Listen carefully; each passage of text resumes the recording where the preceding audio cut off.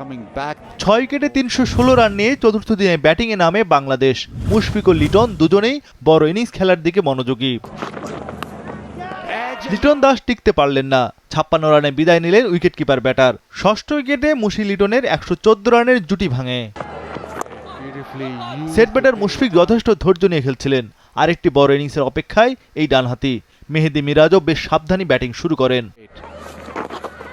লাঞ্চের আগেই 11তম test century তুলে নিলেন মুশফিক। 7 বছর পর সাদা পোশাকে বিদেশের মাটিতে প্রথম সেঞ্চুরি তার। এতে মুশফিক গড়লেন মাইল ফলক।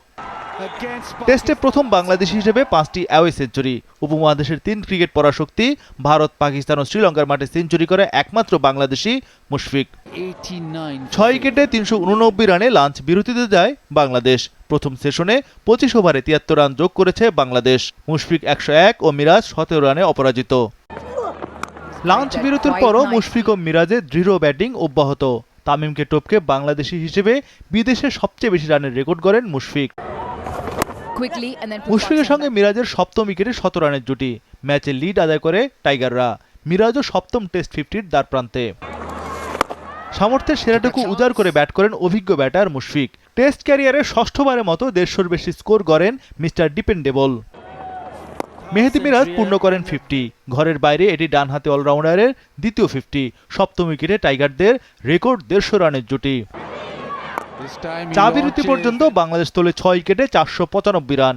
এই সেশনে 31 ওভার ব্যাট করে টাইগাররা যোগ করেছে 106 রান।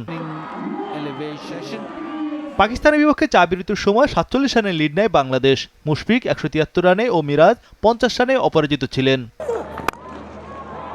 চা বিরতির পর স্কোরবোর্ডে 500 রান তোলে টাইগাররা।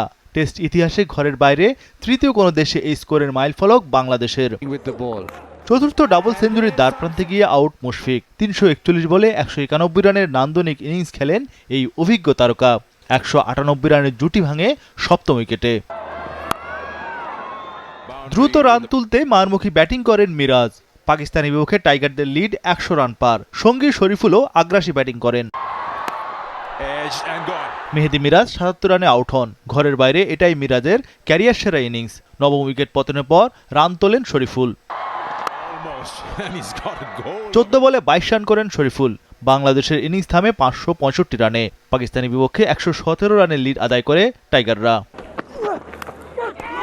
দ্বিতীয় ইনিংসে ব্যাটিংয়ে নামা পাকিস্তানকে শুরুতেই বিপদে ফেলে বাংলাদেশ। ওপেনার সাইম আইয়ুব 1 রান করে আউট। উইকেট নেন বাঁহাতি পেসার শরীফুল ইসলাম।